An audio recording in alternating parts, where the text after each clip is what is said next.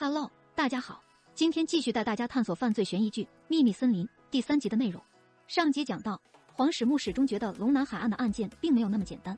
他翻看案件档案，在情侣合照的信息上，发现情侣拍的最后一张照片接近晚上8点。此前，他走访调查得知，那晚度假村附近有居民在晚上8点左右听到了嘈杂的声音，而黄始木是开车经过海边的时间已经是8点17分，度假村距离海边也仅仅只有2-3分钟而已。黄始木觉得案件疑点众多，便开始了调查。今天继续给大家讲《秘密森林》第3集。黄始木拒绝了次长的好意，无论是告发次长的后果，还是在内部调查中被解雇，他都做好了准备。不就是想让他别管这个案子吗？他偏偏要管，而且还要一管到底。黄始木不识好歹，让次长非常难堪。回家的路上，永恩秀独自买醉。他不理解黄始木为什么突然把蒲武成的案子交给他，难道是次长的意思，故意让他背黑锅吗？黄始木反问他，实习期结束后就会被分配到别的地方，次长有必要针对一个实习期检察官吗？其实这件案子，黄始木现在也一头雾水，根本看不清真相到底是什么。永恩秀的父亲到现在为止还没从当年的打击中走出来，整整3年没出过卧室一步，也不让任何人进去。接到检察官任命的那天，是他第一次进父亲的房间，里面乱糟糟的。他到现在都不敢告诉父亲被分配到了西部地检。对父亲来说，西部地检这4个字就等于李章俊次长，光是听到这个名字就被气得浑身发抖。江师傅的事发生后，永恩秀想瞒也瞒不住了。别人都羡慕她是前长官的女儿，但从小到大她从没靠过父母，她不想就这么被赶出去。不是冤不冤枉的问题，是家里现在就指望她养家糊口。黄始木可管不了那么多，他丢下永恩秀离开了。而永恩秀的一句话点醒了他，还不如完美犯罪呢，干嘛还要杀条狗？仔细想想，确实如此，那条狗完全没必要杀，好像怕警方找不到线索故意留下的一样。而且那个视频也是稍微偏上一点就不会拍到蒲武成了。凶手到底是谁？为什么要做到这种地步？黄始木越来越搞不懂了。但有件事他已经下定决心，去参加一个电视台的节目，他把所有责任都揽到自己身上。教师傅曾这样陈述过，到达现场的时候案件已经发生，这是断定他有罪的致命一击。从现场拿到的视频来看，江师傅到达后，窗口出现了一个穿着白色上衣和蓝色运动裤的人，就是因为这个视频才断定他有罪。但蒲武成的血迹却出现在另一个地方，一个江师傅绝对没去过的地方。那真相只有一个，站在窗口的人就是凶手。凶手杀完人后假扮蒲武成站在窗口，让行车记录仪拍到江师傅，就是因为看到这个视频才说证据是被伪造的。但其实并没有人伪造证据，是他调查失误，盲目的相信了视频，导致无辜的人白白牺牲。凶手有计划的布局杀人，还故意站在摄像头前，这不是一般人能做出来的事。黄始木跟大家约定要在2个月内抓住凶手，如果失败的话，他会辞去检察官，接受罢免。他要赌上一切跟凶手死磕到底。主持人跟他约定好，抓到凶手后一定要再来上一次节目。黄始木大方地承认失误，并立誓要抓到凶手，给大家一个交代。不但让江师傅的事完美落幕，接下来的调查也不会受到太大的阻力，可谓是一举多得。很快这件事就上了热搜，黄始木得到大量的支持者。虽然黄始木在节目上说出了实情，但他还隐瞒了一件事，蒲武成的真实身份。没办法权钱交易，这种事牵扯太广，弄不好上面会立刻叫停。几年前，青州地检的检察长和部长被内部告发，罪名属实，被罢免了。在事情平息后，2人又提起诉讼，又被取消罢免。检察长复职研修院院长一直干到退休，部长开了个律师事务所，现在过得衣食无忧。这种事还有很多。蒲有哲曾说过这样的话，过去7年，他为各个阶层提供了无数次接待，而其中拒绝他的人只有2个。他们找到蒲武成母亲，黄始木有些事想问他。案发当天他去了弟弟家，而知道这件事的只有蒲武成和参加宴席的人。蒲武成在家的时候一般都是同一身装束，白色上衣加蓝色运动裤，那些都是儿子的衣服。案发前一天，有个人一直打电话，蒲武成跟那人还吵了一架，具体说的什么老奶奶没仔细听，老奶奶也不知道对方是谁，但不像是讨债的蒲有武成还出去见那个人了。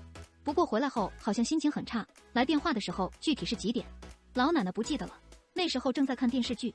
黄始木是真的冷血无情，他怀疑老奶奶对蒲武成的死并不是真的伤心。蒲武成丢下一堆债务离开人世，而他在案发当天就放弃了继承权，只想着摆脱债务，保住自己的房子。黄始木跟弟弟确认了一下，那天并没有什么宴席，老奶奶在撒谎。事到如今，老奶奶不再隐瞒，那天他是帮别人家的宴席干活去了。黄始木怀疑他不是没有道理的。蒲武成躲避债务，根本不敢出门，家里也没来过人，能知道他每天穿着打扮的只有老奶奶一个人。而黄始木没有感情，不代表韩汝珍没有。韩汝珍看老奶奶可怜，便把她带回家，2个人住，好歹有个伴。黄始木回到西部地检，接受完部长的批评后，还得应付次长。可次长摆明了要给他点颜色看看黄始木。黄始木在门口苦苦等待，得到的结果却是下午再来。黄始木在节目上大出风头，可节目外却被同事排挤。永文秀这个人也有点虚伪，事后才来感谢黄始木。其实黄始木刚来西部地下的时候，就是永文秀的父亲面试的。韩汝珍打来电话，案发前一晚，蒲武成接到的电话是11点07分从西部地检的信访室打出去的。黄始木找到那台电话，正好有个摄像头能拍到这儿，但问题是，原则上录像只保留60天，因为信访室从来没出过什么事，所以只保留15天，又晚了一步。虽然不能确定那个人到底是不是凶手，但不可否认那个人是现在嫌疑最大的人。西部地检没有线索，黄始木只好转移方向，出租车的行车记录仪。那晚蒲武成回来后扔了一杯咖啡，杯子上有兔子图案。蒲武成11点16分出门，11点48分回家，往返用了32分钟，那最远的地方就是离家16分钟的距离。黄始木以蒲武成能走到的最远距离为起点，开始寻找附近的咖啡店。纸杯上有兔子的那家咖啡店就是蒲武成去见那个人的地方。虽然方法有点土，但却非常实用。黄始木找到了那家咖啡店，但事情已经过去64天，店里的监控早都没了。当时值班的是一个兼职生，黄始木留下电话让兼职生来了联系他，只要知道蒲武成跟谁在这里见面，事情就会简单很多。另一边，次长拜访岳父大人，岳父对黄始木非常不满，但他对次长更不满，竟然让一个后辈抢了风头。如果次长站出来说会扛下这一切，那进入国会就指日可待了。岳父以为蒲武成的事是次长做的，但次长却说他并不知情，那事情就好办了。岳父让次长找个替死鬼把他弄成凶手，留下证据，吸引黄始木的注意，最后让凶手自杀，这件事就结束了。无论真凶到底是谁，只要是他们这个圈子里的人，就绝对不能被活捉。被活着抓到的话，跟蒲武成有关的那些人全都会被牵扯进来。次长要是连这件事都做不好的话，那岳父只能灭了他。万一找到来的替死鬼被发现不是真凶的话，就把责任推给黄始木。第一次失误可以翻身，第二次失误就没那么容易了。从明星检察官到人人唾弃，也就一眨眼的事。岳父希望次长这次别再失误了。上次永一才的事，岳父很不满意，原来永一才就是被他们拉下马的。次长去偷偷看望永一才，永一才是他最尊敬的前辈。心情复杂的次长跟老友小酌2杯，局长一看他的样子就知道又被老丈人批了。与此同时，黄始木终于联系到那个兼职生，他们约好明天5点见面。永文秀也打来电话，西部地检的监控他都看完了，没发现什么可疑的人。他让黄始木打开电视看一下。黄始木走红以后，以前的事都被挖了出来。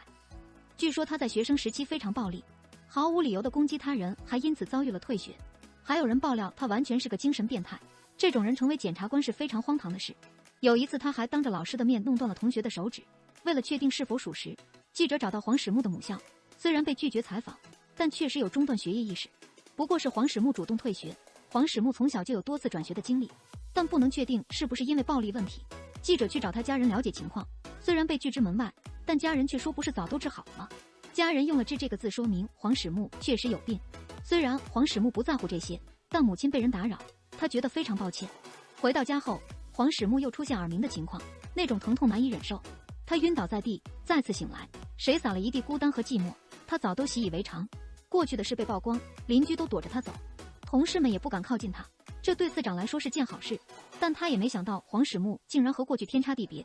徐东仔还没把那个姑娘的事回报给次长，次长让他把资料都交上来，准备亲自出手。黄始木来找次长，徐东仔被赶了出去。对于过去的事，黄始木并没有刻意隐瞒，他向次长坦白曾接受过手术治疗。次长好奇的是为什么他把破案的期限定为2个月，其实很简单，因为他的失误耽误了2个月的时间。黄始木也有问题，问次长为什么要抛弃得力助手徐东仔，原因也很简单，斩断手臂才会长出新的，只要还在西部地检，手臂就能无限增长。可徐东仔手上有次长的把柄，要动他的话有点麻烦。黄始木从次那儿出来以后，看到徐东仔从旁边的屋子离开，黄始木觉得有点可疑，进来后一看，原来这里可以听到次长办公室的声音，那他刚刚跟次长的谈话，徐东仔都听到了。徐东仔知道次长要搞他，他唯一的办法就是尽快找到那个姑娘。黄始木来找那个兼职生，他还记得蒲武成，虽然没待多久就走了，但却表现得非常激动，所以兼职生还有印象。黄始木拿出次长的照片，可兼职生却说跟蒲武成见面的不是他，徐东仔也不是，而是一个黄始木完全没料到的人——永文秀。黄始木鸡皮疙瘩都起来了，跟蒲武成见面的人竟然是永文秀。好了，就说到这吧。